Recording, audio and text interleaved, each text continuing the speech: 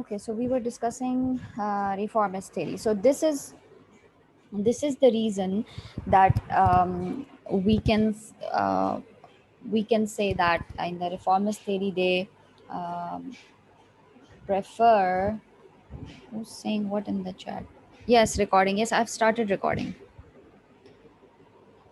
Okay, so this is in the reformist theory they say that we need to avoid these things, we need to neutralize the words. And if you see that now, like when we have the word chairman, but we don't have the word chairwoman, we have chairperson instead.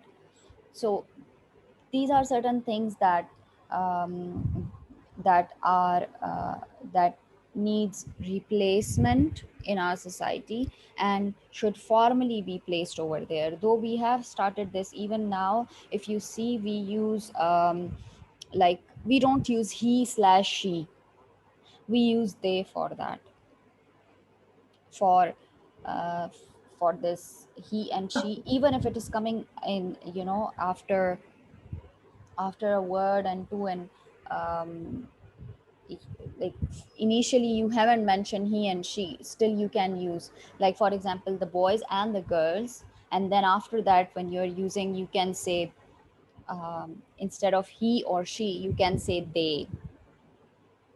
So he and she in both plural and singular form can be replaced. Even after they, you can use the singular the singular form of the auxiliary as well.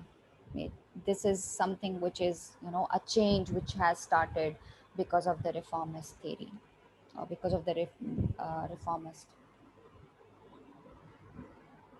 But Yes. then the question is, when we talk about single he or she, when we normally put a slash, yes, Yes. we Yes. use they for that. We simply use they in order to avoid this thing, slash Yes. thing, or he or she. So then we use they for that. But we can't use a single verb for that. Then we have to go for the plural verb. So how can I go for There the are plural they or plural instances. for you? There are instances. If you search a little on this, search research papers, is Haris here? Haris? Is Haris in the class? No, Haris is not in the Yes, ma'am. class.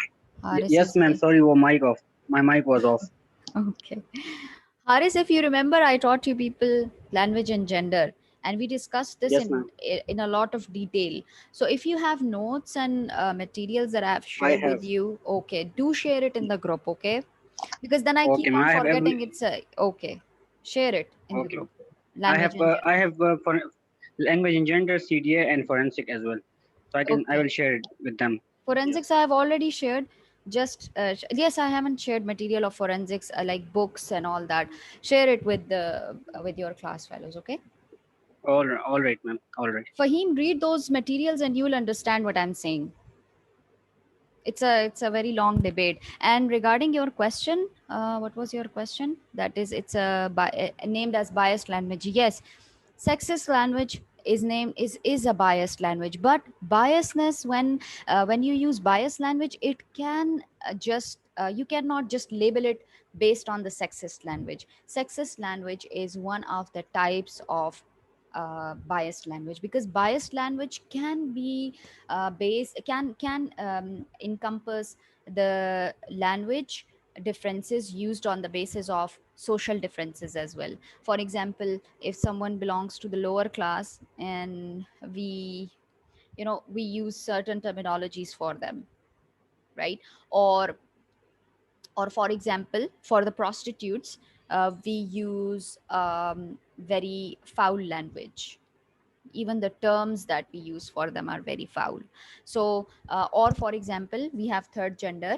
So for that third gender, the kind of terms we use for them are very offensive. So it all comes in biased language, right? Sexist language is actually one of the, you can say, one of the branch or one of the types of the biased language. I hope it's clear for you. Yes, ma'am. Okay.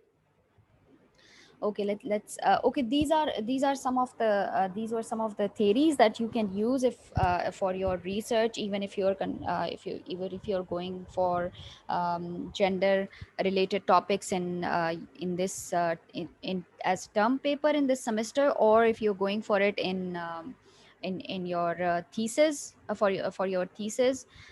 In both you can use these theories, but this is very you can say brief summary or just overview of the theories. You have to read them in detail, right? There are some very good points over here, as in categories of gender in language. Please do read it. I'll share this document with you. I upload it over there. I'll upload it on LMS, and do read these points. They are very helpful. uh, like um, uh, like for example, how grammatical features represent gender and how we work with that, right? And how lexical features are there of gender, which we have already discussed, gender specific or gender neutral words. And referential gender, like certain words which are used for female, and certain words which are used for male, or certain words which are used generically for both, right?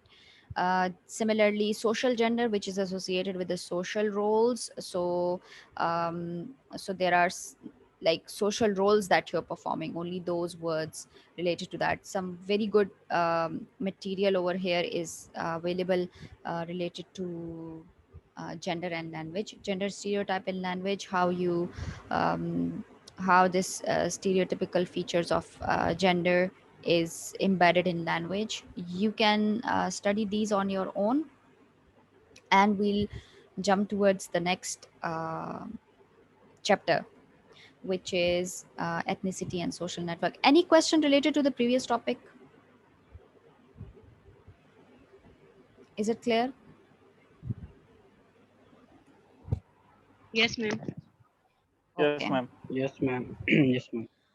Okay, let's go towards ethnicity and social network. Now, the first thing which I need to explain is, you all know ethnicity, and you all know how how it is associated with social networks, right? In this chapter we are going to have this view of how you're going to, like, within sociolinguistics, uh, how you're going to identify someone's ethnicity. And this is something that we also do in forensic linguistics as well. So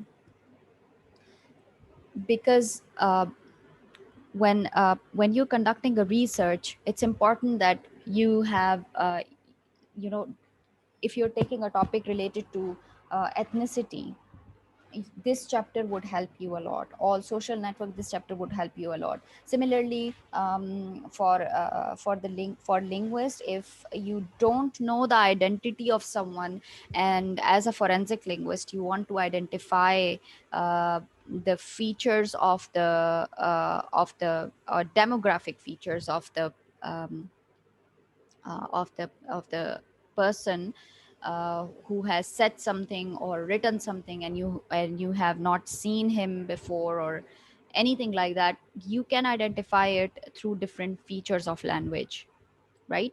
So language is actually the representation of um, the age, gender, which we have already discussed, and a social background, but also related to your ethnicity as well. So this is one another factor that we are going to discuss today in this chapter, right?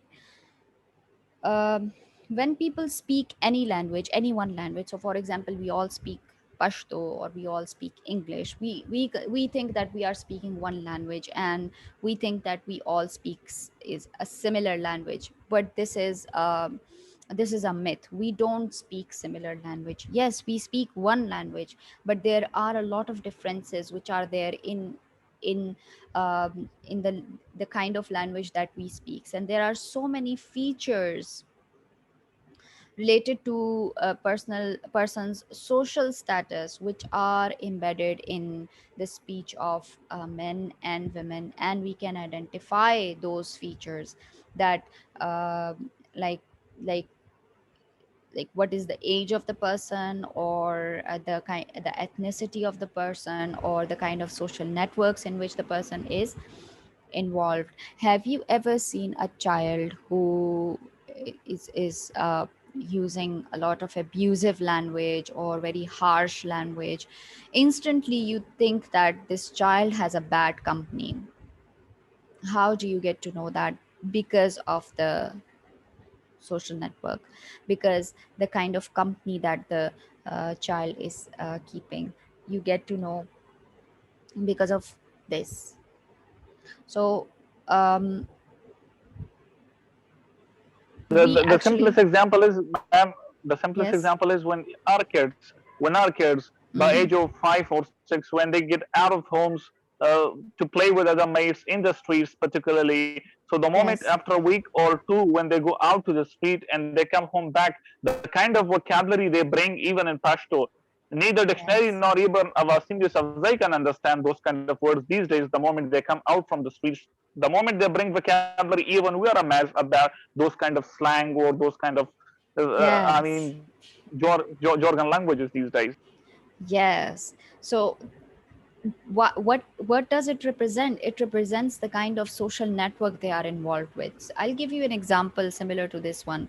I guess I have given this example to you people before as well, that Rahman is our department's coordinator, and when I communicate with him, I like when I use my Pashto, I don't like I say jod kade de de, right? Have you like, if it's like, for example, timetable, so I say that ma timetable jod kade de, but in his Pashto he says taso timetable saz kade de.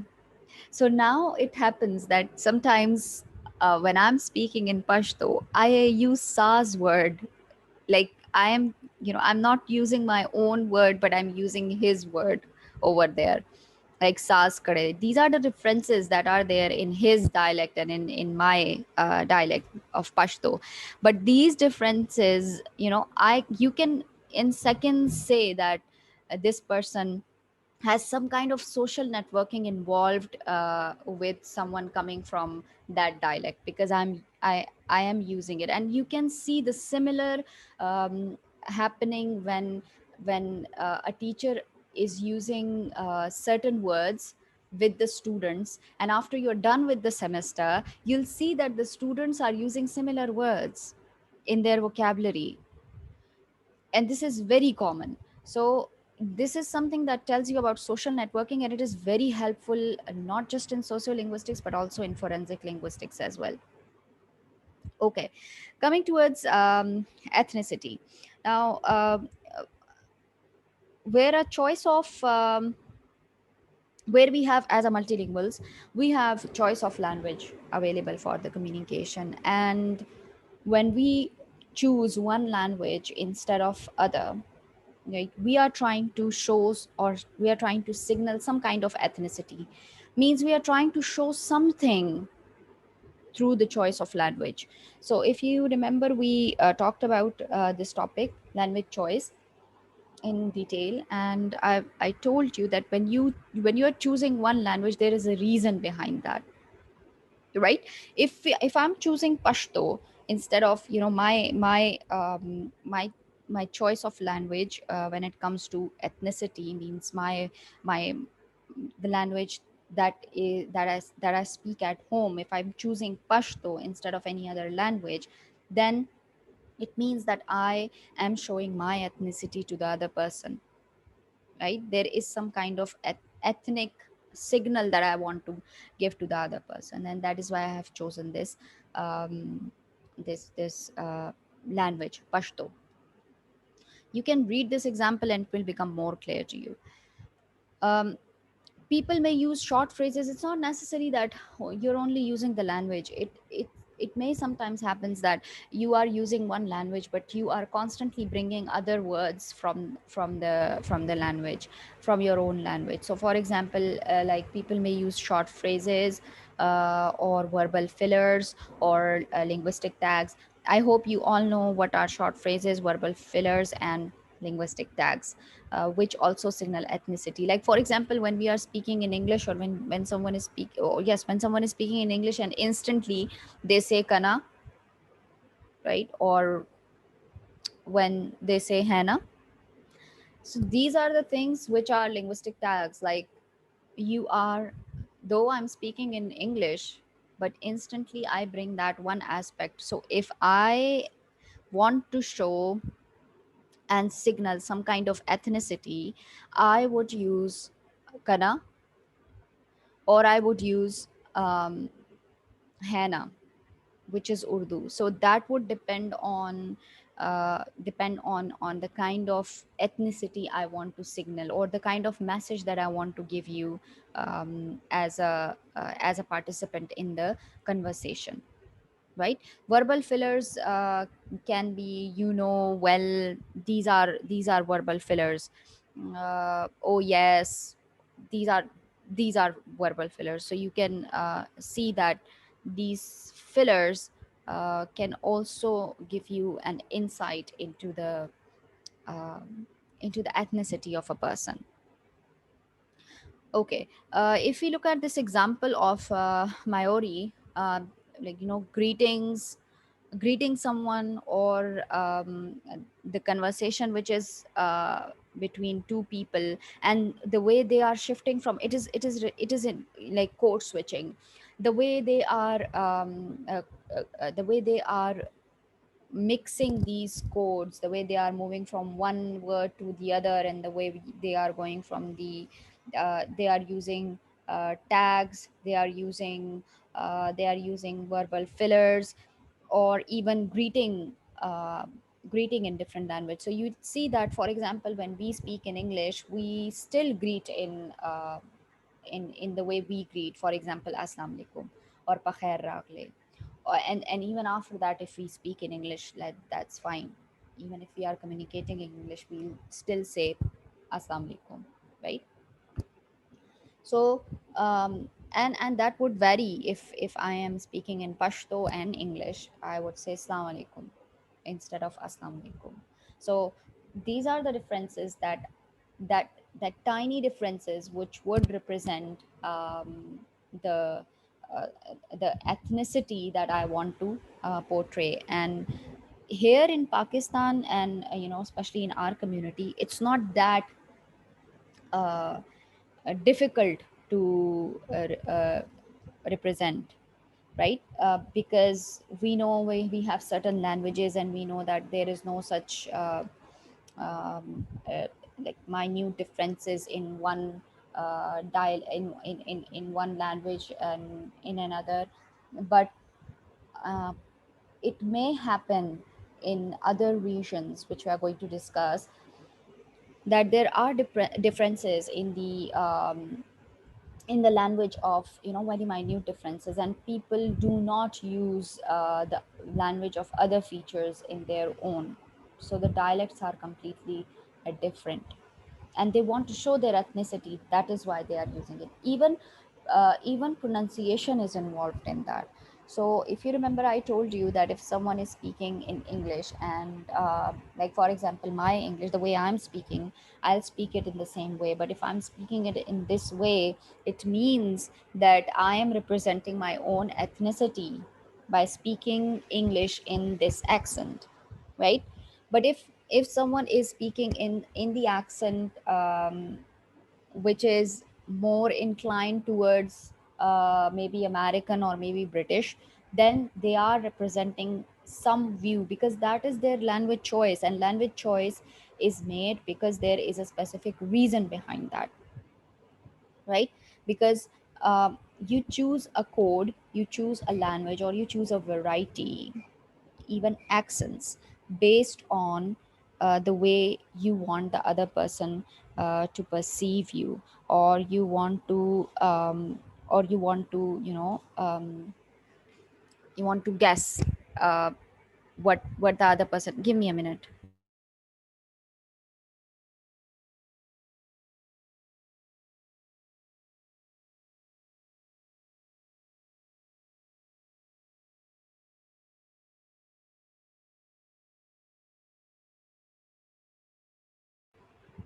Oh, okay. So what was I saying?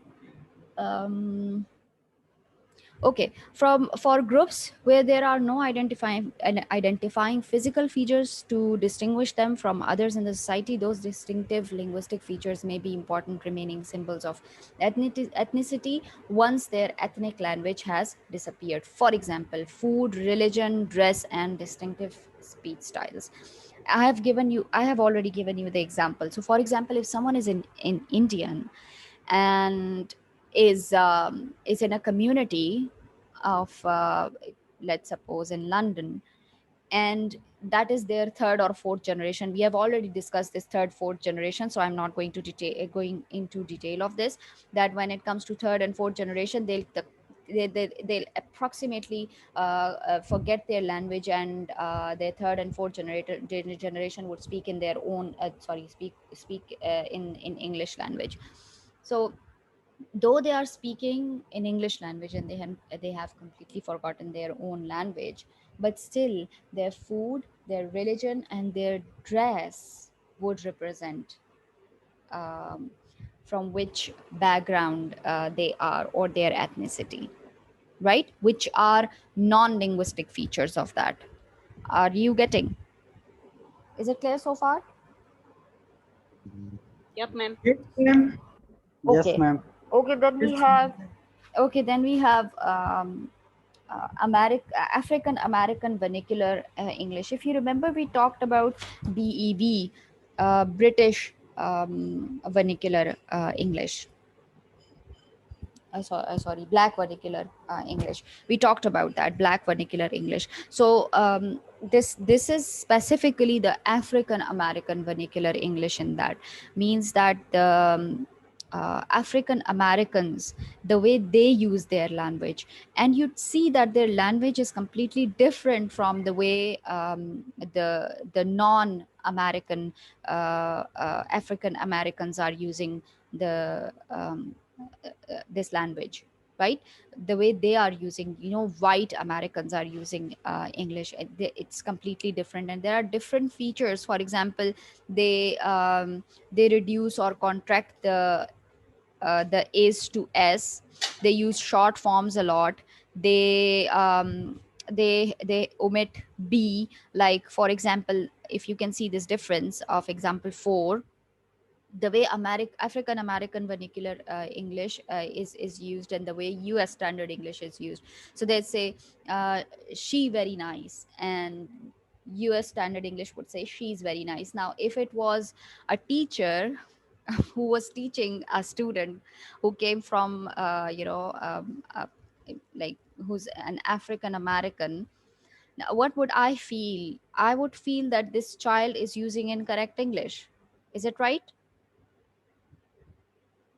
yes, ma'am. I would feel that this is incorrect English, just the way it's happening here in Pakistan. If it is not British English, it's incorrect, right? We have completely forgotten this new concept of world Englishes, where Pakistani English is also emerging as one of them. So, uh, though we consider things as incorrect, but they are not incorrect. Maybe they are, a different vernacular form which is developing. Yes, we have something in the chat. Yes, they also use double negations. Yes, they use double negations as well. This is one of the features of their language as well, double negations. I ain't do nothing. This is an example for that. Okay, yes, see, we have here multiple negations was identified. So in African American vernacular, there are differences, even grammatical differences, and there are pronunciation differences. Yes, I didn't see nobody. Yes, correct. So there are a lot of differences, but when they are using those uh, when English speakers are using this vernacular form, African American vernacular form of English, they are actually trying to portray their ethnicity, right? They are trying to portray their ethnicity, and they are happy in what they are presenting. But if someone is not using their African American vernacular English and are using US standard English, there can be multiple reasons for that, which we have already discussed. Maybe it is because of the attitude, means that it is, or maybe because because it is that the person wants to gain something, some job, or some monetary benefit by using US standard English, but not African American vernacular English. And if the person can switch in both and is using US standard English in one context and African American vernacular English in another context, it means that the person has some standards set for certain specific social circle in which the person is using African American vernacular and US standard English, right? Okay, these are some tables. We'll just skip that. Same is the case with British Black English, which is um, like it was in America, and here we have, in Britain, the ethnic minorities speak English. The kind of English that they speak, right? Or the English of the people who are minority, and they have languages like Punjabi or Turkish, and you know the kind of languages that the kind of English that they speak, like for example how Indians speak or how we speak in English, right? So when we are using English, and I don't know if I have told you this story or not, but my my relatives went to Canada, and like when they went there, they were like they had already developed their language, Pashto language, at that time, because the age was around 15 and 16. And they only spent like 2-3 years over there, and when they came back to Pakistan, so when they were communicating with us, they were able to speak two kinds of English accents. They were able to speak in two kinds of English accents. One was completely Canadian, and the other was like our Pakistani English. So, and they could switch between the two, right? Consciously or unconsciously, both. So it is like sometimes, and it happened that when they came for one time to, like when we were sitting together, I guess it was parlor somewhere, we went with them, and my cousin was talking to my like her brother, and she was using this Canadian accent with him, because we were outside, and the choice of the Canadian accent would give her some kind of benefit, or maybe face value, if you use face theory. Now, like, she was annoyed by the calls, and like instantly out of her mouth she switched from um one from one type of accent to the other accent, which was completely Pakistani English accent.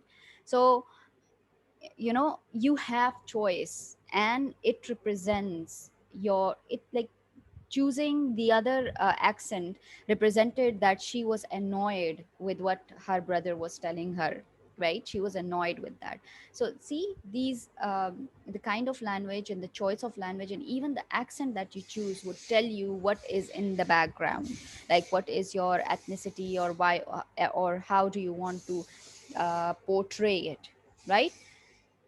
Then because now things are changing in there in England as well. So some young British blacks use patois, which is, the mix of different of both of both um,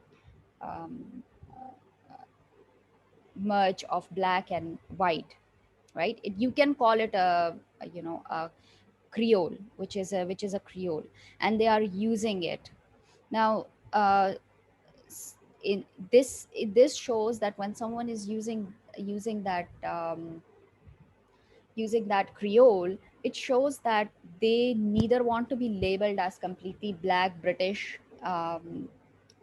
English speakers, or neither want to be labeled as the white um, uh, you know uh, British. So this is something which is there. How you can identify and apply it in your research in your area, for example, if you want to see it in Pashto, or if you want to see it in Pakistani English, or in one specific multilingual community, you can go for the lexical items, the way they use it. And you can go for, because even lexical items are different in different dialects, and you can see the differences. If someone, just the way I gave you the example of um, Jodkade and Saskade. So if I'm using it, it means I'm taking it from the other dialect. So lexical items, you can see the lexical items, you can see the features of pronunciation, which would involve stress, intonation patterns, and all of that. And also you can look at the vowel sounds, the way vowels are pronounced, and also the plural forms as well. Means you can look at all the grammatical features, as well as the pronunciation and accent features, morphological features. You can look at all those features when you're trying to use it here in this context, right? We have already studied the example of British, but this is how you can take you know you can conduct it in your area, and you can identify these features in that. Okay.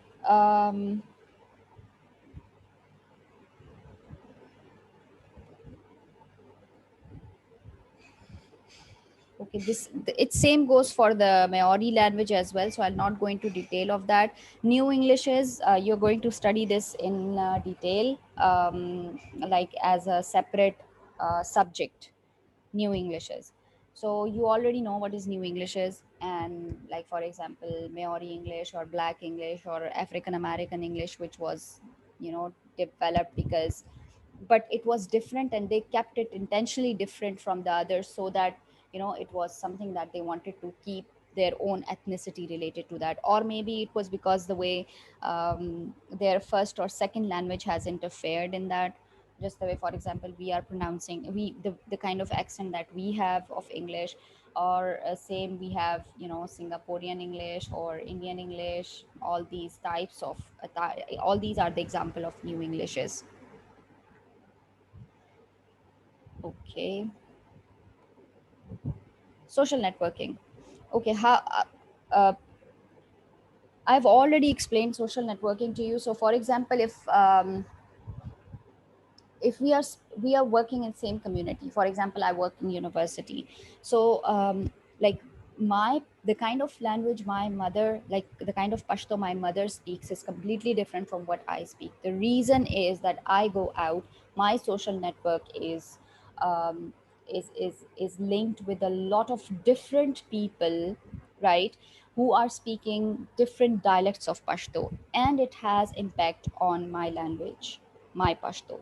Not just this, but it has impact on others Pashto as well. That is, if like my Pashto has impact on Rahman's dialect as well, or Rahman's dialect has impact on my Pashto as well. So the kind of language we both speak now is different, and that's why you're seeing that we are seeing a very diverse form of Pashto. Like, for example, people from Swat add Jo to that. So, for example, if my cousin is married in Swat, so the kind, like, she would start using Joe over there in her Pashto, right? So we can divide social. There are different, different ways in which we can represent the social network of someone, and that is the kind of patterns that we have in the informal relationship that we have with people on the regular basis. There are two types of that. One is density and one is plexicity. We have, I guess, studied it in community of practice. I guess I have explained it to you. I guess I remember that. uh, then density is, but I'll revise it over here. Density is where we are referring to the member of a community um, in a single person's network. So for example, if you are talking about my network, right? So in my network, if I am in touch with each member, right, and then each member knows one another or not. So they are giving you the example of Tom. They are giving you the example of Tom, that Tom friends and relations know and interact regularly with each other as well as with him. He clearly belongs to a dense network. This is this is indicated by the various connections between Mike, Tom, and Uncle Bob. So let me give you the example that density would be that if I have relationship of uh, like network involvement with one person, and I have a network involvement with the other person, but at the same time they are also involved with one another, and that is the density in a social network, right? Then we have plexicity. I'm left with 2 minutes in this session, and after that I won't go for the next session, right? I'll just end it over here. And then we have plexicity. Plexicity is a measure of the a range of different types of transactions people are involved in with different individuals. So it's not just, density is when they all are involved with one another, but plexicity would be when it is with different individual. And in that we have two types. One is the uniplex relationship is is one where the link with the other person is in only one area, and multiplex is when you have relationship with multiple areas. So for example, I meet Rahman only in my office, right? Or I meet my colleagues only in my office. I have no other relationship with them. This is uniplex relationship. But my relationship with my mother, or with someone with whom I go to, different area, or for example someone in my university is my brother, suppose. So I have it in multiplex because I work over there. He's my workmate as well as my, like my brother at home. So this is something where I have, the workmate might also be someone you play tennis with and meet at church regularly. So this is multiplex, right? Someone you meet on regular basis, or you have uh, not in one area but in multiple area, you have relationship with them. I hope it is clear to you all. Okay. More than one, they might signal. Okay. This I have already given an example to you, that they unconsciously signal. Just the way I use different languages, I can use Joe or different words from their interactions.